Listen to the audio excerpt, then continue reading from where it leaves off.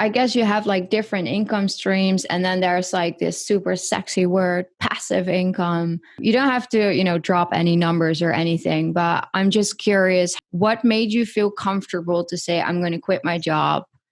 And now I'm comfortable. I'm an open book, so happy to drop numbers.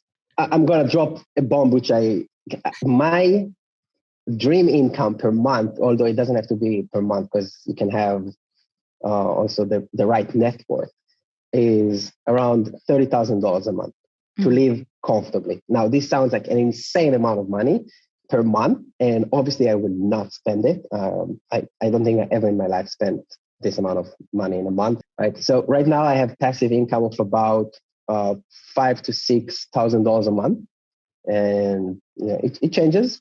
Part of it is investments, like I invest in foreign exchange, I invest in the stock market, I have a little bit of crypto. I'm not a big believer in crypto, but I just as a speculation. I do a little bit of real estate. Sorry, where do you do real estate as a digital nomad?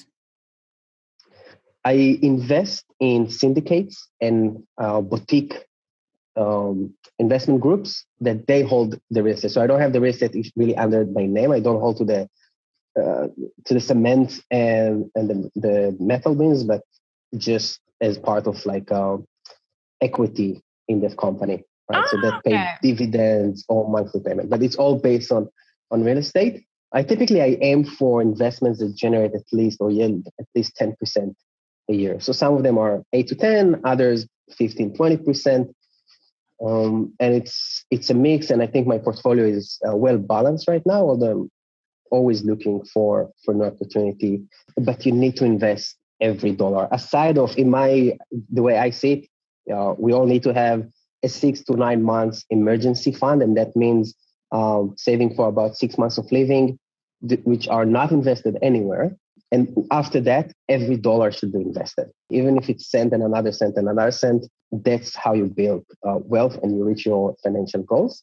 And of course, it's also important to have fun. For me, although I was focused on the saving and making sure that I hit my goals, I always allowed myself to enjoy the process. I traveled the world. I did a lot of fun things in the process. I didn't want to reach my goal at age 50, have back pain, and my knees won't be able to carry me. And now I have all the money in the world. So don't forget to enjoy the process. And I mentioned that I'm 39. I started saving money when I was 32, 7 years ago. Start as young as possible. When I talk to people in their 20s today, I ask them, don't play the game of trying to show off the nice car, the nice watch, the nice clothes, anything like that. Save the money. Even if our listeners are 35, 40 years old, it's 50 years old. It's not late. The best time to pursue your dreams is today, right now.